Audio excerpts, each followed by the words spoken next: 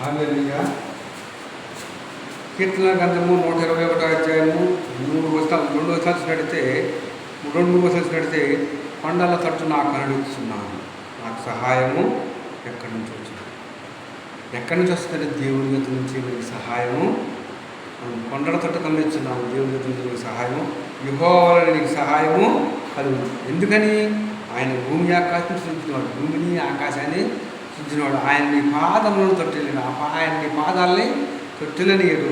నిన్ను కాపాడువాడు కునుకడు నిద్రపోడు. కనుక ఇశ్రాయేలును కాపాడువాడు కునుకడు నిద్రపోడు. యెహోవాయే నిన్ను కాపాడువాడు. నీ కుడి పక్కన యెహోవా నీకు నీడగా ఉండదు. పగల ఎండ దెబ్బ అయినా అతని ఎండ దెబ్బ అయినను తగదు.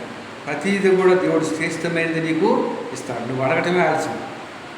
కనుక కొండంత ఆస్తి సంపాదించుకుంటావు, కానీ ఏ ప్రయోజనము లేదు. కానీ దేవుని వైపు చూస్తే మనకి ప్రయోజనము కలుగుతుంది. నా యందు విశ్వాసం ఉంచేవాడు లో నుండి జీవజలములు ప్రవహించును. కనుక మనం వైద్యుడి దగ్గరికి వెళ్తాం, మనకేదో సహాయం చేస్తాడో ఆ వైద్యుడి దగ్గర తీర్థాడుతున్నాడు. కానీ ఆ వైద్యుడి కంటే పరమ వైద్యుడు ప్రభు దగ్గరికి వైద్యుడినట్టయితే మనకి సహాయము దొరుకుతుంది. దేవునికి స్తోత్రం.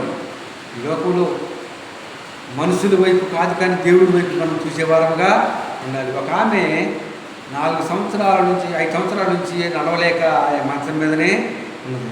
ఆమె ఎన్నో డాక్టర్ దగ్గర తిప్పింది, ఎంతో ఉపత వైద్యుల దగ్గర తిప్పింది, కానీ ఏ ప్రయోజనము లేదు. చివరికి ఒక పాస్టర్ గారి దగ్గర తీసుకొచ్చినప్పుడు ఆ పాస్టర్ గారు ప్రార్థన చేసి లేచి నడవటం మొదలుపెట్టింది. దేవునికి స్తోత్రం. దేవుని శక్తి ఆ పాస్టర్ గారి నుంచి ఆ బిడ్డలోకి ప్రవేశించి ఆయన స్వస్థపరిచినట్టుగా మనము చూస్తున్నాం. కనుక మనం లోపం వైపు కాదు, కానీ దేవుడి వైపు చూసేవారుగా ఉండాలి. కనుక కొద్ది మాటలు ముగిస్తున్నాను. యూట్యూబ్ ఛానల్ సబ్స్క్రైబ్ చేసుకోండి.